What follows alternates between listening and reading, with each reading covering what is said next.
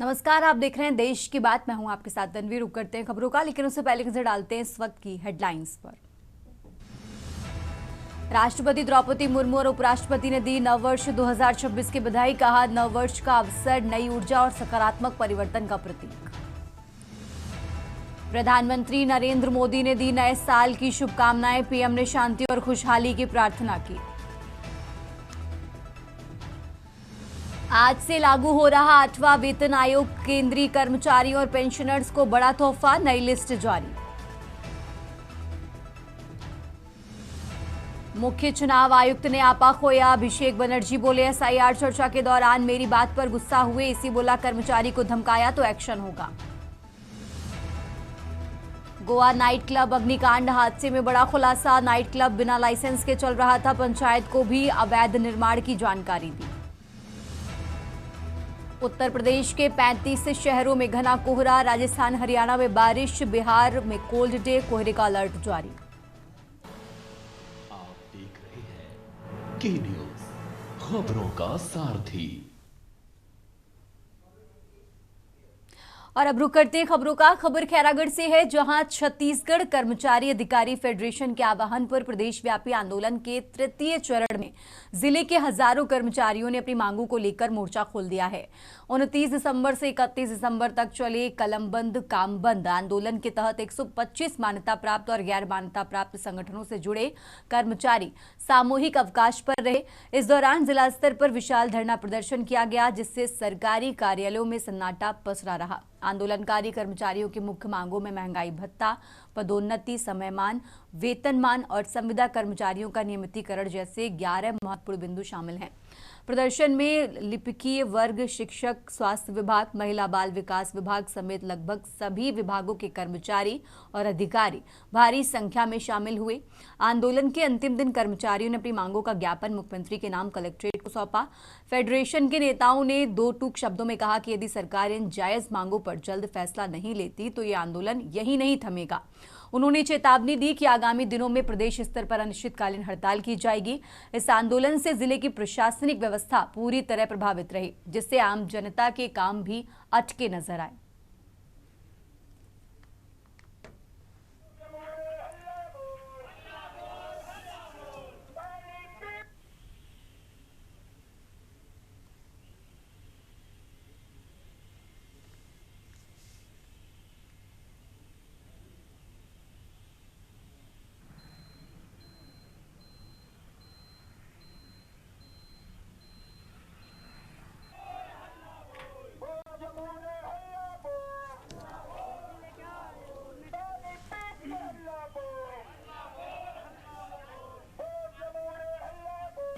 Media के साथियों को धन्यवाद करता हूं कि हमारी कर्मचारियों की जो मांग को लेकर आप लोग लगातार जो है हमारे मांग को लेकर के आप लोग शासन प्रशासन तक के पहुंचाते हैं।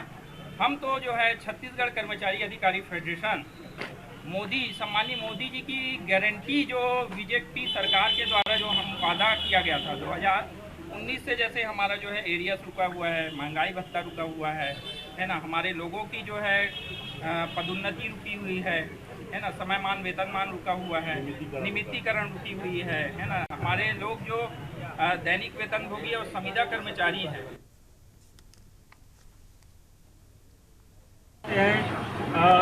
कर्मचारी अधिकारी संघ जो है अपने 11 सूत्री मांगों को लेकर के यहाँ कलेक्टर को ज्ञापन सौंपने आए हैं और आगे इनकी सुनवाई होती है या नहीं, ये अपने आप एक सवाल है। और ऐसे ही नए नए खबरों के लिए बने रहिए हमारे साथ। मैं अमर यादव, कैमरा पर्सन निखिल सेन के साथ, खैरागढ़, के न्यूज़ इंडिया।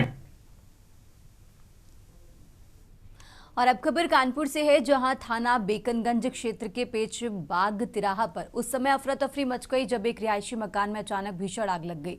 आग इतनी तेज थी कि देखते ही देखते पूरे इलाके में धुआं फैल गया। मामला मोहम्मद अम्मान पुत्र मोहम्मद शमी के रिहायशी मकान का है। आग लगने की वजह शॉर्ट सर्किट बताई जा रही है। सूचना मिलते ही तत्काल पुलिस मौके पर पहुंची और इसी के साथ दमकल विभाग की टीम ने आग पर काबू पाया।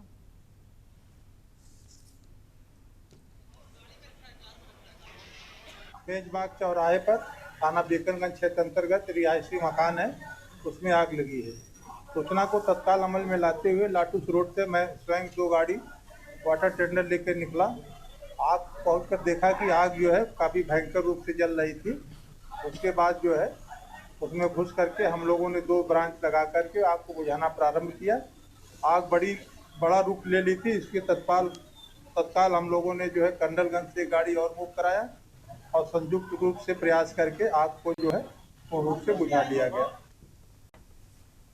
आपको बता दें कि इस समय मैं मेकनगंज में खड़ा हूँ, जहाँ पर एक मकान में आग लग जाती है। आग लगने से अफरा तफरी का माहौल हो जाता है। हम उस तेज बाग में एरिया पे खड़े हैं, जहाँ पर एक मकान में आग लग गई। जो फायर के जो जवान हैं वो पूरी तरह से आग को बुझाने की पूरी तरह से लगे हुए हैं। आपको बता दें कि आग लगने का कारण अभी कुछ पता नहीं चल पाया है। फिलहाल ये बताया जा रहा है कि आग लगने का कारण सिर्फ शॉर्ट सर्किट बताया जा रहा है। फिलहाल जो फायर के जवान है वो आग को बुझाने की तरफ पूरी तरह से लगे हुए हैं। आपको पता है पूरे इलाकों में दहशत का जो माहौल है, जो लोग घर से बाहर निकल आए हैं। आप देख सकते हैं हमारे साथ जो यहाँ पर लाटूस रोड के जो फायर अधिकारी वो भी मौजूद है यहाँ पर। फिलहाल अभी तक की जो दमकल की गाड़ियाँ 2 गाड़ियाँ आ चुकी है और यहाँ के जो स्थानीय लोग हैं उनसे ही बात कर लेते हैं। सर ये बताइए कि यहाँ पर कैसे आग लगी, क्या कारण था? देखिए अभी आग का कारण तो पता नहीं चला, क्योंकि जाड़े का माल था। पूरे माल में जैकेटें भरी हुई थी जेंट्स की, तो जिसकी वजह से पूरा गोदाम खचाखच भरा हुआ था। और आग का कारण अभी पता नहीं चला कि शॉर्ट सर्किट से हुई है या कैसे हुई है या इन्वर्टर फट गया, इसकी अभी पुष्टि नहीं हुई है। अभी फायर ब्रिगेड वाले हमारे काम पे लगे हुए हैं, अंदर गया है एक दस्ता, वो अपना जवाबदेही तय करेंगे कि किस वजह से आग लगी। वैसे तो अमूमन शॉर्ट सर्किट से ही आग लगती है। ये पेज बाग व्यापार मंडल कपड़ा व्यापार है, यहाँ कपड़े का पूरा काम है। एक बड़ा हादसा होने से बच गया, बस एक ही कमरे में आग लगी थी, जिससे जो अगल बगल कोई नुकसान नहीं हुआ। कोई जनहानि की कोई सूचना तो नहीं है आपको? नहीं, ऐसी कोई सूचना नहीं है, ना तो कोई हताश हुआ ना तो कोई घायल हुआ है। बस एक आग की जो है अफरा तफरी मची हुई है और प्रशासन और फायर ब्रिगेड पूरा जो है अपना काम पे लगा हुआ है और पूरा हद तक के काम बंदी हो गया। आप देख सकते हो ऊपर कि जो है सब लगे हुए मुस्तैदी से कि जो है काम जो है बुझी गई है। कोई ऐसा मसला नहीं कि किसी को नुकसान हो, हानि हो। आप देख सकते हैं जिस तरह से स्थानीय लोगों ने बताया कि जहाँ पर एक कपड़ा का गोदाम था, जो यहाँ पर गोदाम में जैकेट खचाखच भरी हुई थी। फिलहाल जो बताया जा रहा है आग का कारण जो है शॉर्ट सर्किट बताया जा रहा है। मैं शाहनवाज खान, कानपुर से, के न्यूज़ इंडिया के लिए। और अब खबर औरैया से है, जहां नववर्ष 2026 के आगमन पर जिले में शांति और कानून व्यवस्था बनाए रखने के लिए पुलिस प्रशासन पूरी तरह मुस्तैद नजर आया। नववर्ष की पूर्व संध्या पर पुलिस अधीक्षक औरैया ने खुद मोर्चे पर उतरकर सुरक्षा व्यवस्थाओं का जायजा लिया। एसपी ने कोतवाली औरैया क्षेत्र के मुख्य बाजारों, चौराहों और भीड़भाड़ वाले इलाकों में पुलिस बल के साथ पैदल गश्त की।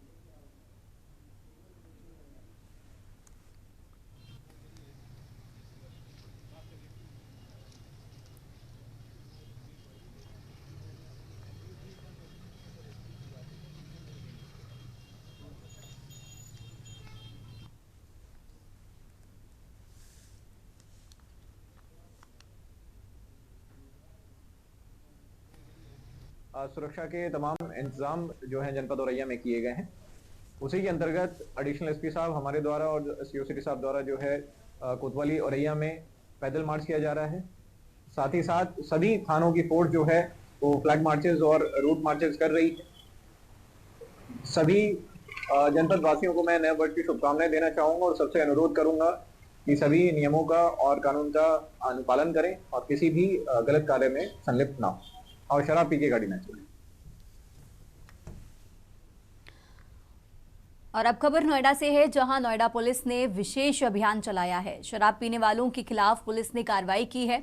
शराब पीकर हुड़दंग मचाने वालों पर पुलिस की कार्रवाई सामने आई है। नोएडा से खबर आपको बता रहे हैं, जहां पुलिस ने करीब आधा दर्जन लोगों के खिलाफ ये कार्रवाई की है।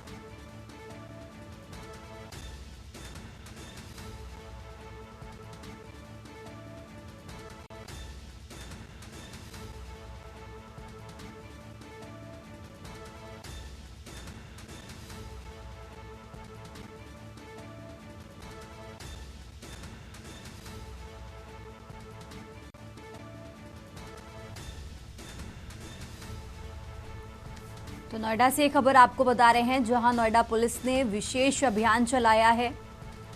आधा दर्जन लोगों के खिलाफ कार्रवाई की है। शराब पीने वालों के खिलाफ पुलिस ने ये कार्रवाई की है।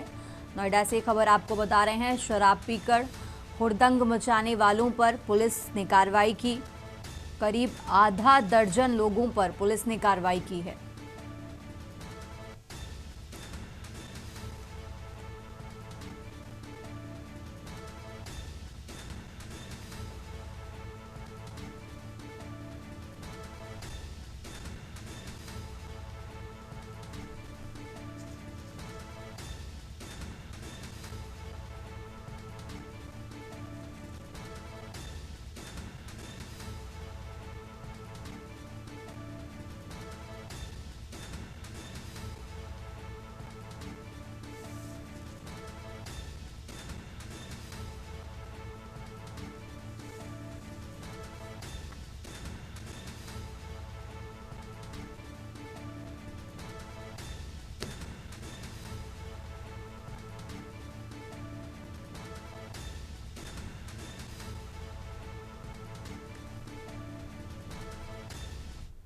और अब खबर लखनऊ से है, जहां नए साल 2026 के आगमन पर मुख्यमंत्री योगी आदित्यनाथ ने पीएम मोदी के मार्गदर्शन की सराहना करते हुए उत्तर प्रदेश की विकास यात्रा को रेखांकित किया है। मुख्यमंत्री ने कहा कि प्रधानमंत्री के नेतृत्व में नया उत्तर प्रदेश अब विकसित भारत के निर्माण में अपनी अहम भूमिका निर्वहन कर रहा है। सीएम योगी ने सोशल मीडिया के माध्यम से अपनी बात रखते हुए कहा कि राज्य में संचालित डबल इंजन सरकार की नीतियों के कारण आम जनमानस के जीवन स्तर में क्रांतिकारी बदलाव आए हैं। उन्होंने विशेष रूप से गरीब, किसान, युवा और मातृशक्ति का उल्लेख करते हुए कहा कि सरकारी योजनाओं का लाभ अब बिना किसी भेदभाव के पारदर्शी और प्रभावी ढंग से हर वर्ग तक पहुंच रहा है।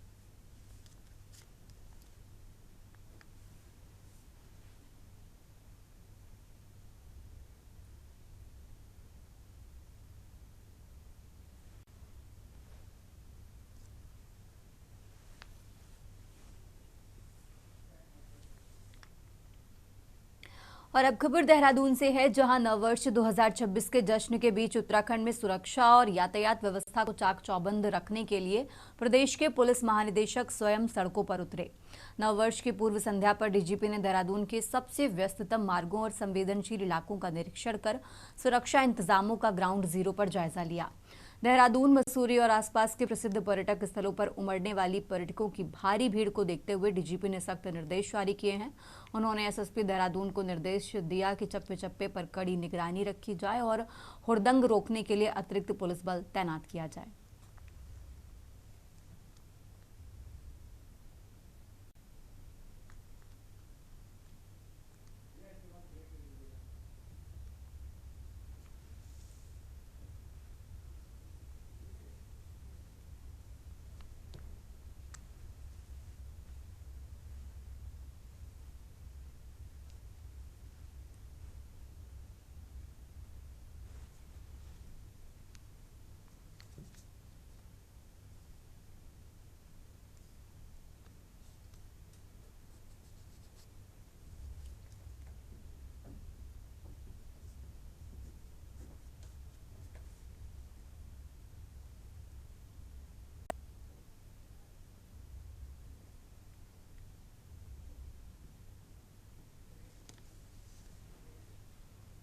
देश की बात में फिलहाल वक्त हो चला एक छोटे से ब्रेक का।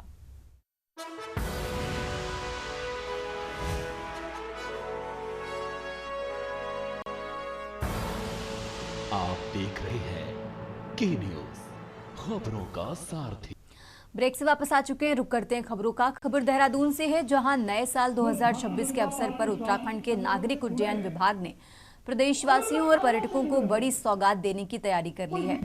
राज्य में हवाई कनेक्टिविटी को सुदृढ़ करने के उद्देश्य से विभाग कई नए हवाई मार्ग शुरू करने जा रहा है। इस पहल का मुख्य उद्देश्य दूरस्थ क्षेत्रों तक पहुंच आसान बनाना और राज्य के भीतर यात्रियों को बेहतर विकल्प प्रदान करना है। उनकी वाणी पे साक्षात सरस्वती अटल जी के संघर्ष की गाथा शुरू होगी। यहां से अटल जी का संघर्ष पूरे देश के कोने कोने में डॉक्टर श्यामा प्रसाद मुखर्जी के होते हैं। मैं आप सबको, हम सबको सौभाग्यशाली क्यों कहता हूं? क्योंकि भारतीय जनसंघ की उस विकास यात्रा में उसके लिए अटल जी प्रधानमंत्री बनते हैं। थोड़ा विश्वास होता है कार्यकर्ताओं को, यह बन सकते हैं। जो भारतीय जनता पार्टी उस राजनीतिक संगठन से जुड़े तो अलग अलग कारणों से जुड़े होंगे। कोई विचार को लेकर जुड़ा होगा। कविता पाठ करें श्रीमती कीर्ति भारद्वाज जी।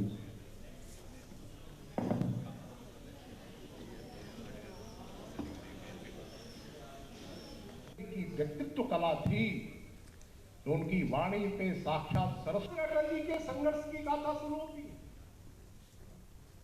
यहां से अटल जी का संघर्ष पूरे देश के कोने कोने में डॉक्टर श्यामा प्रसाद मुखर्जी के होते हैं।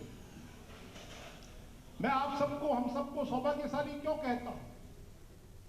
क्योंकि भारतीय जनसंघ की उस विकास यात्रा में उसके लिए अटल जी प्रधानमंत्री बनते हैं।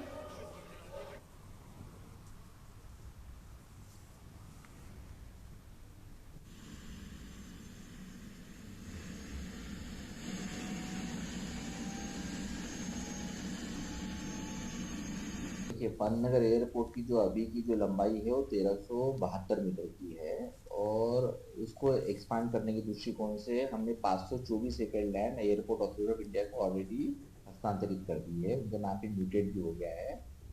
उसके बाद जो वहाँ पे जो नेशनल हाईवे का जो अलाइनमेंट उसके कारण प्रभावित हो रहा था, तो वो नेशनल हाईवे का अलाइनमेंट शिफ्ट करने के लिए जो धनराशि की आवश्यकता थी ऑलमोस्ट 225 करोड़, उसकी भी कैबिनेट द्वारा मंजूरी दे दी है।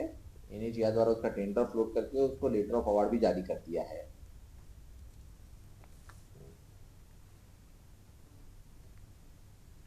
आगे बढ़ते हैं खबरों में। फरीदाबाद में महिला को कार में लिफ्ट देकर उससे सामूहिक दुष्कर्म का मामला सामने आया है। आरोप है कि आरोपी 2 घंटे तक महिला को कार में फरीदाबाद गुरुग्राम रोड पर घुमाया और रात करीब 3 बजे महिला को SGM नगर के पास चलती कार से फेंक कर भाग गए।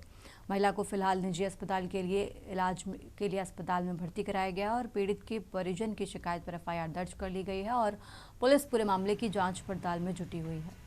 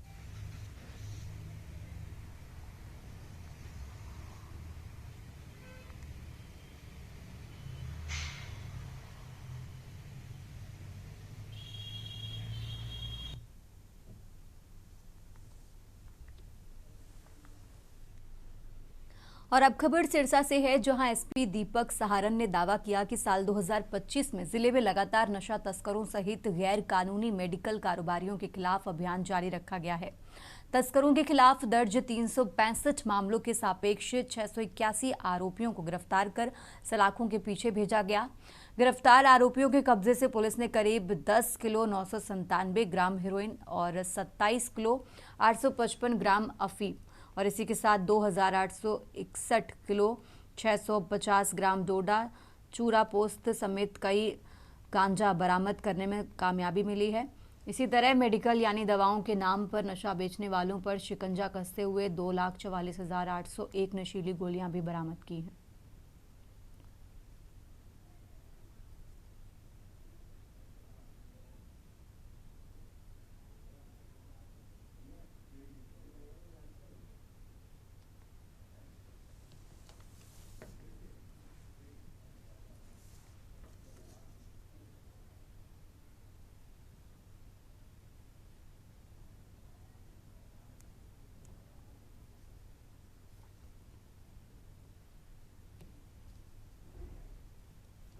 फिलहाल यहां रुकेंगे एक छोटे से ब्रेक के लिए।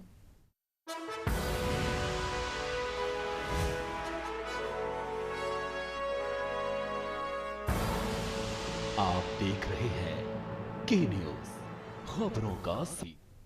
ब्रेक से वापस आ चुके हैं, रुक करते हैं खबरों का। रेवाड़ी के बावल क्षेत्र के गांव जलियावास निवासी संजय पहलवान का दिव्यांग भारतीय क्रिकेट टीम ए में चयन हुआ है। अपनी दिव्यांगता को कभी चुनौती नहीं मानने वाले संजय पावर लिफ्टिंग में अंतर्राष्ट्रीय स्तर पर स्वर्ण पदक जीत चुके हैं। अब वो क्रिकेट के मैदान पर इतिहास रचने को तैयार हैं। वो एक हाथ से चौके छक्के लगाते हैं। साल 2020 में जिम में अभ्यास करते समय हादसे में अपना एक हाथ गंवा चुके 34 वर्षीय संजय पहलवान ने दिव्यांगता को मात देते हुए प्रोफेसर पावर लिफ्टिंग में रुचि दिखाई और ग्रामीण क्षेत्र में प्रैक्टिस कर world pro power lifting championship में हिस्सा लिया। उन्होंने दिव्यांग श्रेणी मास्टर क्लास में 285 किलोग्राम वजन उठाकर स्वर्ण पदक जीता और भारत का मस्तक ऊंचा किया।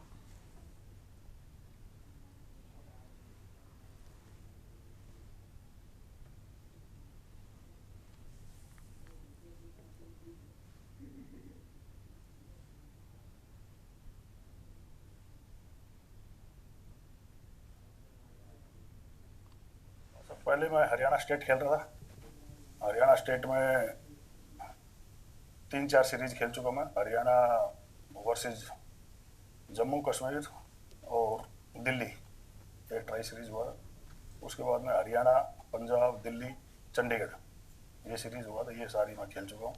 अभी मेरा इंडिया ए में सिलेक्शन हुआ है।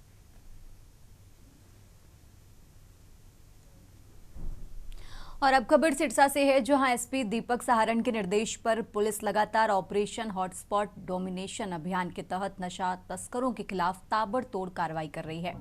नाथुसरी चौपटा थाने की जमाल चौकी पुलिस ने 4 किलो 114 ग्राम चूरा पोस्त सहित एक आरोपी को धर दबोचा। बता दें कि गश्त के दौरान पुलिस को देखकर आरोपी नजर बचाकर भागने की कोशिश कर रहा था, इसलिए पुलिस द्वारा जांच पड़ताल करने पर नशा तस्करी का पूरा मामला उजागर हो गया।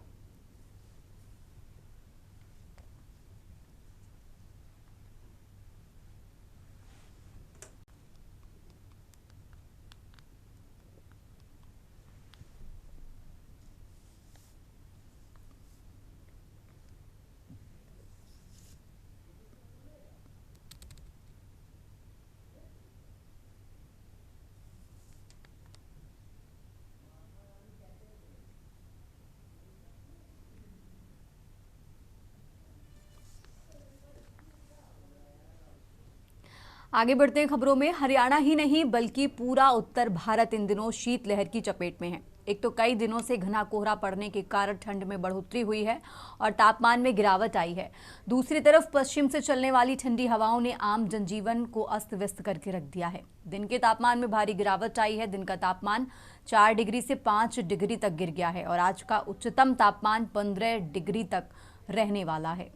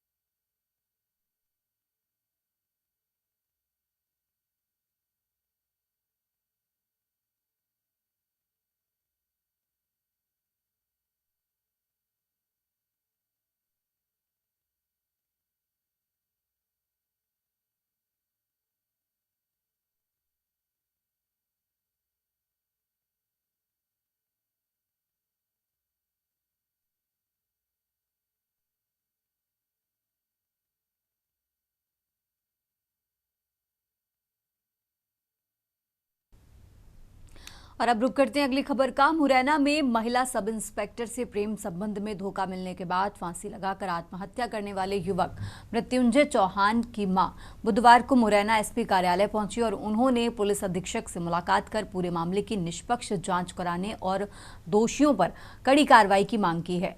मृतक की मां का आरोप है कि उनके बेटे को महिला एसआई की ओर और सिपाही द्वारा मानसिक रूप से प्रताड़ित किया गया, जिसके चलते उसने अत्यंत कदम उठाया है। उन्होंने कहा कि यदि समय रहते बेटे को न्याय नहीं मिलता तो आज उसकी जान बच सकती थी। एसपी कार्यालय में आवेदन देते हुए उन्होंने पूरे घटनाक्रम की निष्पक्ष जांच करने की मांग की है।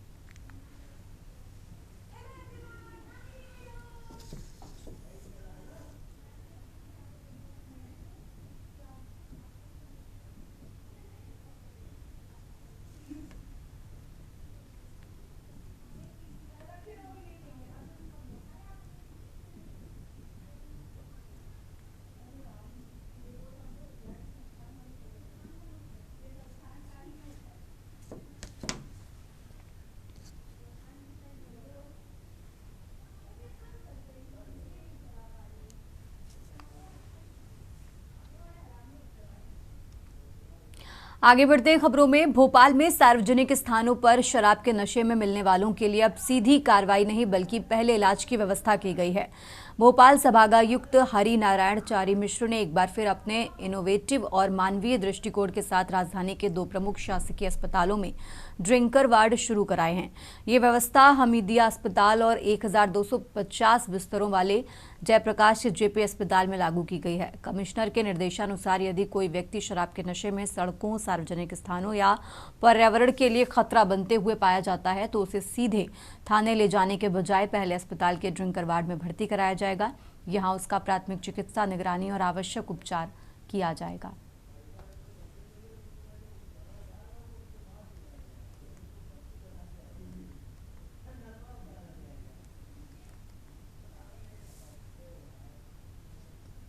अगले 2 दिन पुलिस की सख्त चेकिंग अभियान जारी रहेगा। खासतौर पे हम जानते हैं कि लगभग 75 जगहों पे 1500 से ज़्यादा पुलिसकर्मी अलग अलग जगहों पे बैरिकेटिंग और ब्रेथ एनालाइजर के साथ चेकिंग करेंगे।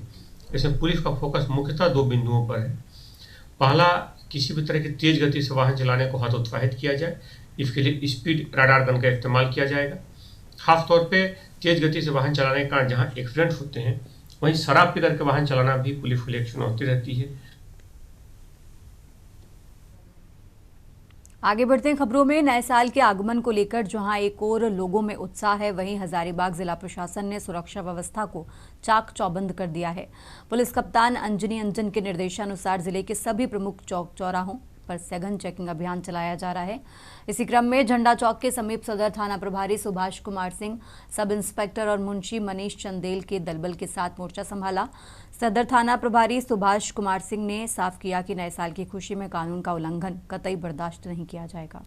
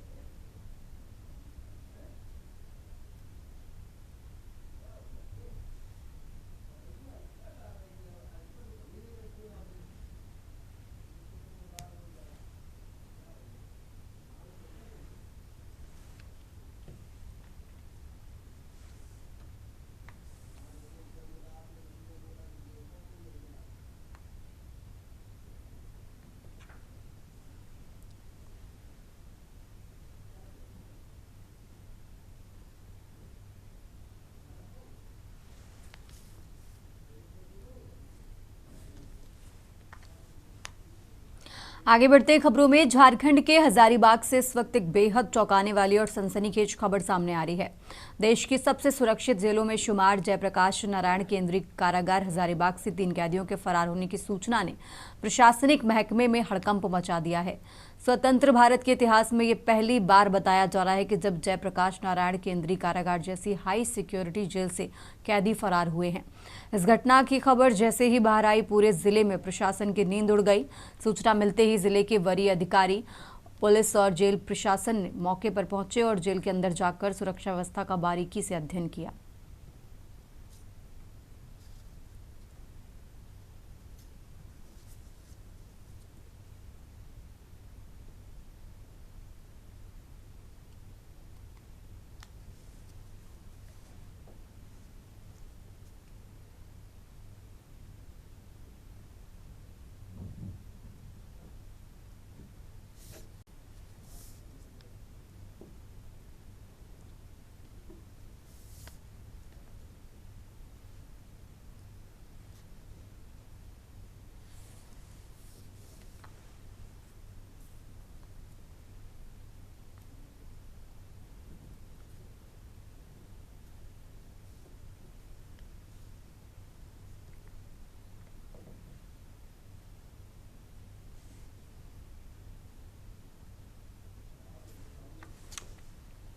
और अब खबर सूरजपुर से है, जहां ओडगी ब्लॉक की बाकी ग्राम पंचायत के ग्रामीणों की स्वच्छ पेयजल, स्वास्थ्य व विद्युत आपूर्ति ही नहीं, आवागमन करने के लिए सड़क सुविधा भी नहीं प्राप्त हो सकी है।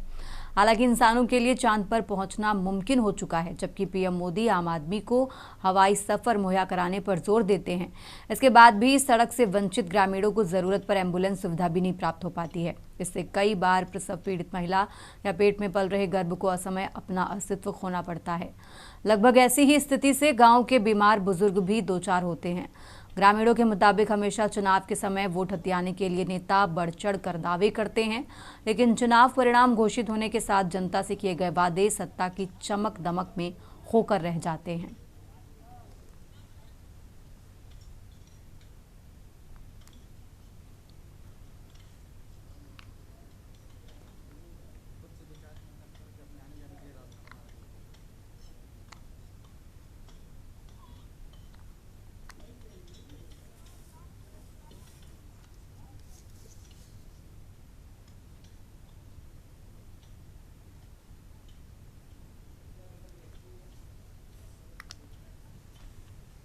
रुक करते हैं अगली खबर का। जांजगीर चांपा जिले के पुलिस कप्तान विजय कुमार पांडे ने प्रेस कॉन्फ्रेंस का आयोजन कर साल भर के अपराधों का लेखा जोखा प्रस्तुत किया है।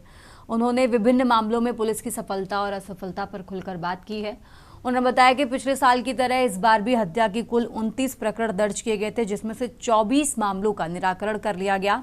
शेष अन्य मामलों में छानबीन चल रही है। इसी तरह हत्या के प्रयास के कुल 33 मामले दर्ज हुए, जो पिछले बार की अपेक्षा 6 ज्यादा हैं।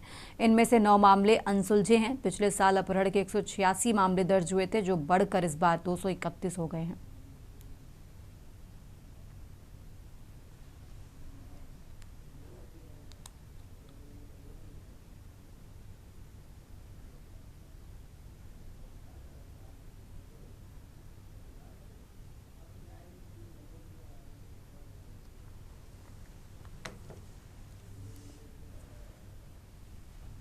कि आज प्रेस ब्रीफिंग में यहाँ 31 तारीख को खोखराबाटा पुलिस लाइन में हमने समालोचनात्मक एक ब्रीफिंग किया है, जिसमें हमने अपने आप को भी कसा है।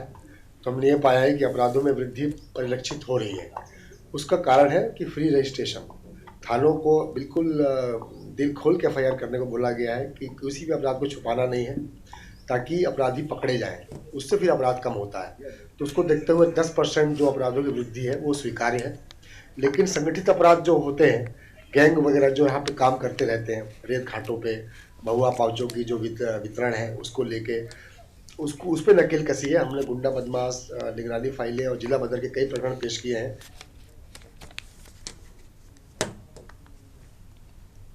आगे बढ़ते खबरों में, जांजगीर के शिव नारायण थाना क्षेत्र से एक दर्दनाक सड़क हादसे की खबर सामने आई है। ग्राम पंचायत मुड़पार निवासी गुलशन कुमार साहू के ट्रक की चपेट में आने से मौके पर ही मौत हो गई।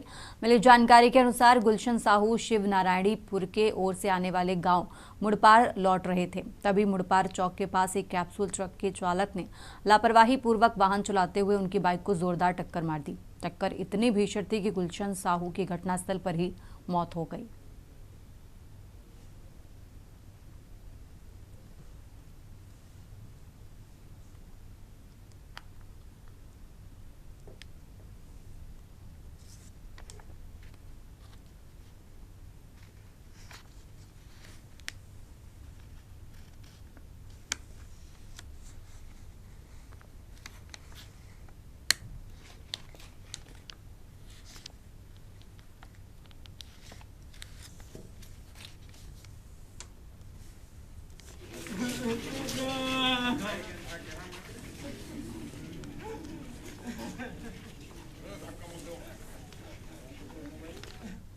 आगे बढ़ते हैं खबरों में, नए साल की शुरुआत में रास्तों और पार्टियों में होने वाले हुड़दंग को देखते हुए कानपुर पुलिस प्रशासन एक्टिव हो गया है।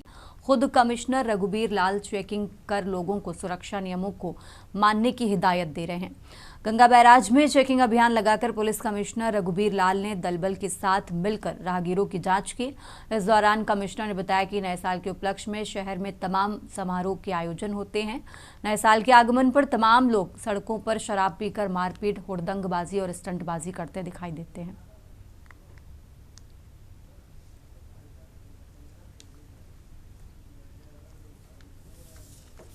ये नए साल के उपलक्ष्य में जितने समारोह होते हैं, जहाँ कार्यक्रम होते हैं, इन आयोजनों के आसपास में हमने पुलिस बल को लगाया है और ये सुनिश्चित कराने के लिए कि लोग जो है अपने नियम कानूनों के अंतर्गत अपने नए साल का मनाएं, लेकिन शराब पी करके सड़कों पे हुड़दंगबाजी करना, मारपीट करना और स्टंटबाजी करना ये न हो, इसके लिए चेकिंग अभियान चलाया जा रहा है। पुलिस की सक्रियता बढ़ाई दी गई है, सजगता बढ़ा दी गई है और कुछ जगह जो भीड़ भाड़ वाले इलाके हैं वहाँ पर लोगों में शांति और सुरक्षा का वातावरण पैदा करने के लिए हमारे सीनियर ऑफिसर्स के नेतृत्व में वहाँ पर पुलिस बल को तैनात कर दिया गया।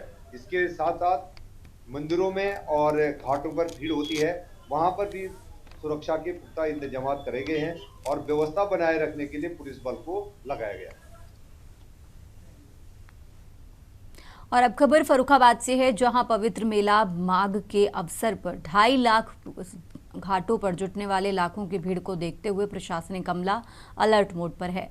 जिलाधिकारी फर्रुखाबाद आशुतोष कुमार द्विवेदी, जिलाधिकारी शाहजहांपुर धर्मेंद्र प्रताप सिंह और पुलिस अधीक्षक फतेहगढ़ श्रीमती आरती सिंह ने संयुक्त रूप से 2.5 घाट पहुंचकर मेला क्षेत्र का बारीकी से निरीक्षण किया है।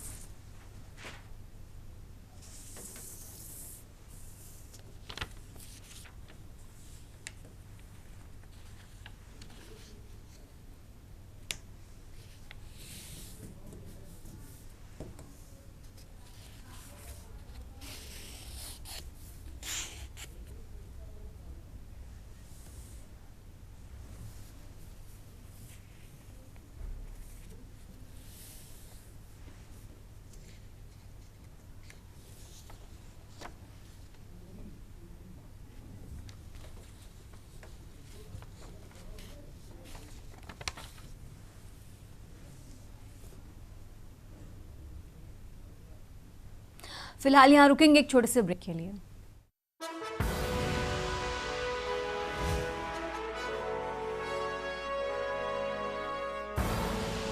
आप देख रहे हैं के न्यूज खबरों का सारथी। ब्रेक से वापस आ चुके हैं, रुक करते हैं खबरों का। खबर फर्रुखाबाद से है, जहां माघ मेले के आगमन के साथ ही गंगा के पंचाल घाट पर आस्थावानों का नया नगर आकार ले रहा है। गंगा तट पर अस्थायी श्रद्धालु नगर को सुव्यवस्थित बनाने में प्रशासनिक अफसरों सहित सरकारी अमला पूरी शिद्दत से जुटता दिखाई दे रहा है। पूरे माघ मेले होने वाले इस धार्मिक आयोजन को लेकर जहां प्रशासन की तैयारियां पूरी हैं, वहीं साधु संतों, कल्पवासियों और श्रद्धालुओं में भी उत्साह दिखाई दे रहा है। कल्पवासियों का सुविधाजनक प्रवास सुविधा उपलब्ध कराने के लिए गंगा तट स्थित चिन्हित स्थान पर टीन शेड तैयार है। साधु संत आदि पूरे माघ माह गंगा स्नान व साधना करने के ध्येय लेकर पहले ही पंचाल घाट पहुंच चुके हैं।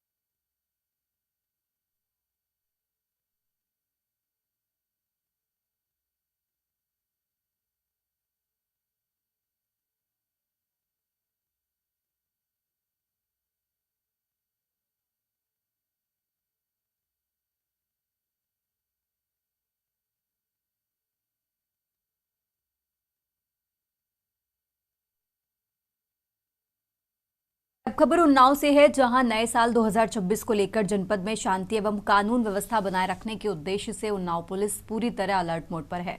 उन्नाव पुलिस अधीक्षक जयप्रकाश सिंह ने नववर्ष के दृष्टिगत किए गए सुरक्षा प्रबंधों की विस्तार से जानकारी की।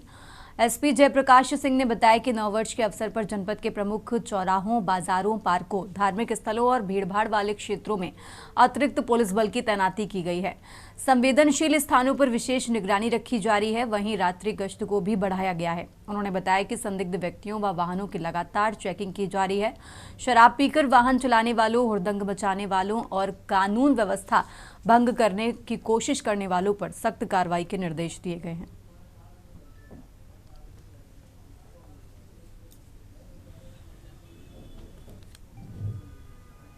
देखिए, वर्ष 2025 जा रहा है और नया वर्ष आ रहा है, तो हमारी तरफ से जनपद उन्नाव के सभी लोगों को ढेर सारी शुभकामनाएं।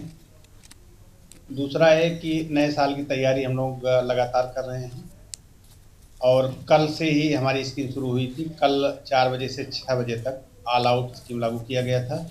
पूरे जनपद में 20 थाने हैं और सभी थाना क्षेत्र में 3-3 स्थानों पर पुलिस चेकिंग कराई गई थी बैरियर लगा करके, जिसमें थाने के केवल मुंशी को छोड़ करके पूरी फोर्स बाहर निकली थी।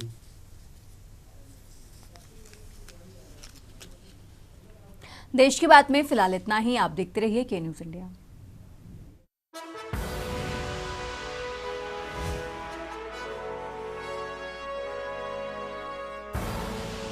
आप देख रहे हैं के न्यूज़, खबरों का सार।